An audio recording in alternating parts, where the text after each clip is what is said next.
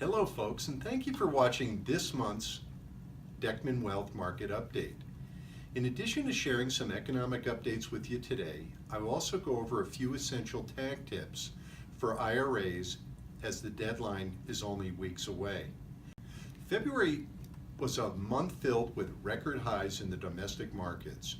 The S&P 500 and NASDAQ both hit several new highs last month, while the Dow went on a record-busting streak. In fact, after reaching 20,000 for the first time ever in January, the Dow hit record highs every trading day between February 9th and February 27th. The last time we experienced the string of records like that was in 1987, and this is only the second time that it's happened in the past 120 years. Seeing stocks rise like this can be an exciting experience, but I want to caution you not to get caught up in the euphoria. Just as emotions have no place in investing when the markets are volatile and challenging, the same rule applies when markets are growing. Now, I'd like to share a few essential tax tips for IRAs. There are forms to file, contributions to make, distributions to take, and certainly penalties to avoid. While corrections are possible, it's best to avoid mistakes in the first place.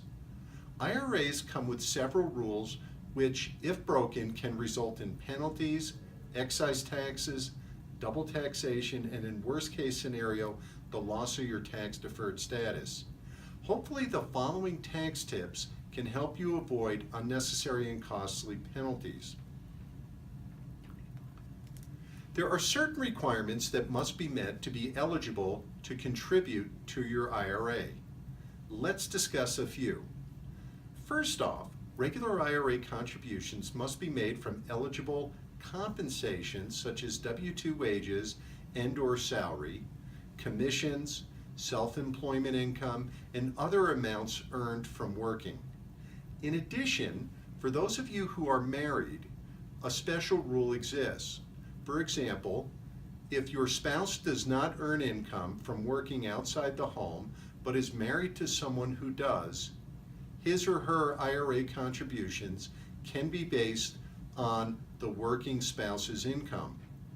Next, the dollar limit for IRA contributions is $5,500 plus $1,000 if you are over the age of 50 at the end of the year. And also, please note, these contributions cannot be made to your traditional IRA for the year you reach 70 and a half. And after, however, this does not apply to Roth IRA contributions.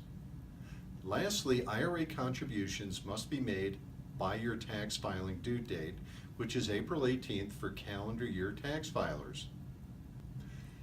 If you make an IRA contribution and did not meet the income and age requirements where applicable, the contributions must be corrected under the return of excess contribution procedures. One important tax form I wanted to bring to your attention today is IRS Form 8606. IRS Form 8606 must be filed to report basis-related activity, including non-deductible contributions made to traditional IRAs and distributions and/or Roth conversions from traditional IRAs. Failure to file Form 8606 to report a non-deductible IRA contribution may result in a penalty of $50 being owed to the IRS unless you can show reasonable cause for the failure.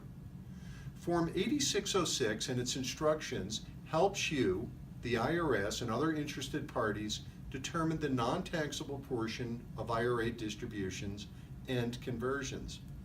While operational failures and ineligible contributions can be corrected, it is usually more practical and less costly to prevent them from happening in the first place. Together, and with the assistance of a tax professional, we can help prevent these costly mistakes. Well, that's it for this month. Please tune in next month for another economic and educational update from Deckman Wealth Management. If you would like to discuss your personal financial situation, please give me a call directly, 303-741-9772. I look forward to speaking with you real soon. Thank you again.